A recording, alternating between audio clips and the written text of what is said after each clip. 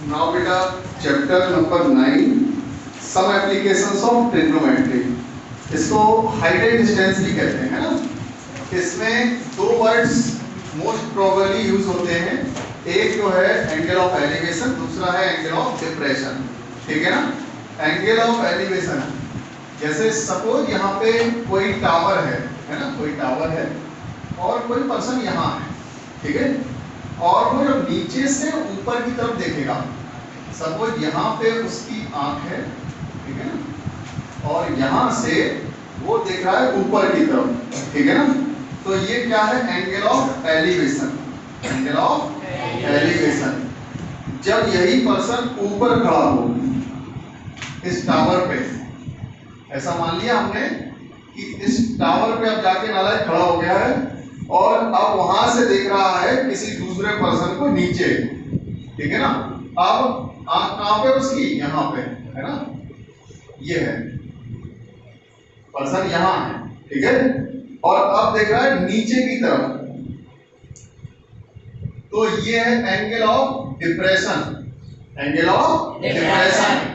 Angle of elevation मतलब ऊपर की तरफ, ऊपर देखना है, समझ गए ना। एंगल ऑफ डिप्रेशन मतलब नीचे की तरफ। आप इस बात को ऐसे भी ध्यान रख सकते हैं, जैसे कोई डिप्रेशन होता है नीचे की तरफ देखता है, ऐसे देखता है ना, angle of depression. Angle of elevation मतलब ऊपर की तरफ, समझ गए ना। ठीक, वेरी गुड। अब देखते हैं इसमें कह रहे हैं क्वेश्चन नंबर फर्स्ट में, circus artist is climbing a rope 20 meter long rope, 20 meter long rope which is tightly stretched and tied from the top of vertical pole to the ground. Find the height of pole. Height of pole find out करनी है। रोप कितनी है, 20 meter long। रोप कितनी है, 20 meter long। Height हो गई h। Height कितनी हो गई, h। बस अभी आपसे क्या कह रहे हैं, यही h हाइट फाइंड आउट कर देनी है।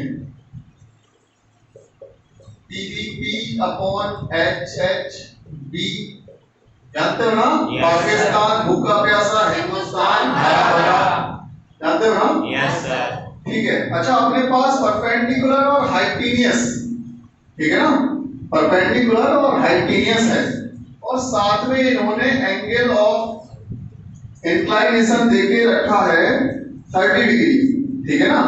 रोप का एंगल इंक्लाइन कितना है, 30 डिग्री। चलिए अब देखते हैं, अपने पास में परपेंडिकुलर और हाइपोटेन्यूज दोनों देके रखे हैं।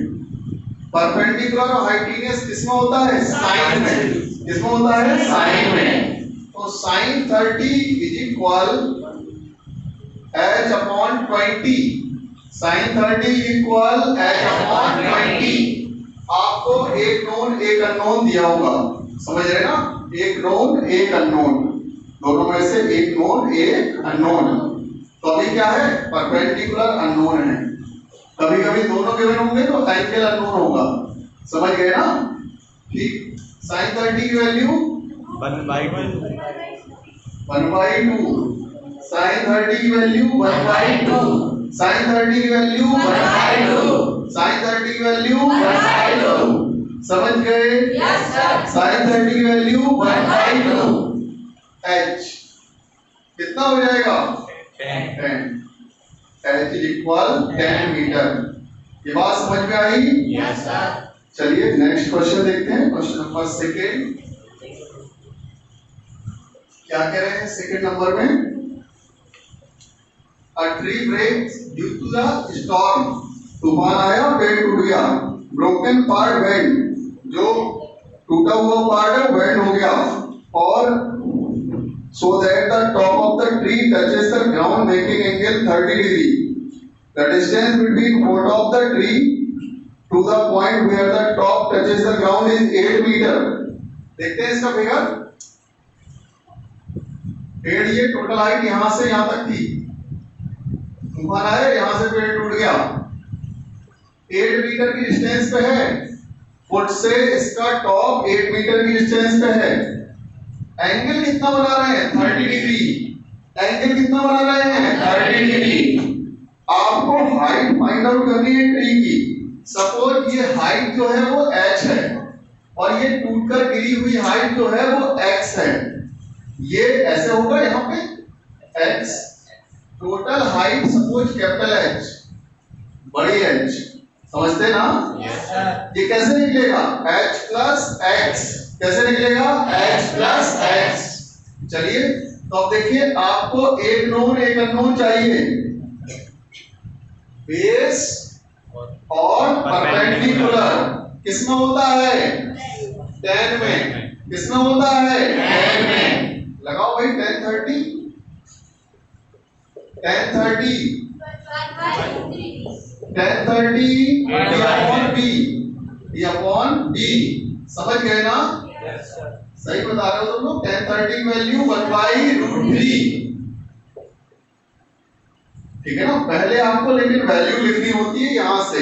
tan थीटा क्या होता है? p upon b, perpendicular upon base. क्या लिखना होता है? Perpendicular upon base. क्लियर है? Yes sir. चलिए तो h की वैल्यू आ गई 8/√3। फिर इसके बाद अच्छा आप देखिए, एक नोन एक अननोन, x की वैल्यू चाहिए ना? कैसे निकालोगे? बेस और हाइपोटेन्यूज किसमें होता है? बेस और हाइपोटेन्यूज किसमें होता है? cos में। लगाओ भाई cos 30, cos 30 की वैल्यू बताओ भाई 8/x। cos 30 की वैल्यू 8/x। cos 30 की वैल्यू 8/x। cos 30 की वैल्यू कितनी हो जाएगी? √3/2। ओके, x की वैल्यू बताओ 16/√3। 8 2 या 16/√3। ये वैल्यू आ गई x की। टोटल हाइट ऑफ ट्री कितनी है? टोटल हाइट ऑफ ट्री कितनी है? h plus H plus X। ठीक है, h प्लस x है। अच्छा h की वैल्यू है कितनी? 8/√3। h की वैल्यू 8/√3, ठीक है, 8/√3। फिर इसके बाद x की वैल्यू 16/√3। टोटल हो गया 24/√3। आप चाहो तो रेशनलाइज करा सकते हो। √3 3 हो जाता है, √3 हो जाता है। तो 3 8 या 24 होता है क्या? Yes sir। 8√3 हो जाएगी हाइट। पेड़ की हाइट कितनी हो जाएगी? 8√3। अगर √3 की वैल्यू रखवाएं तो रख दीजिएगा 1.7। ओके बेटा, नोट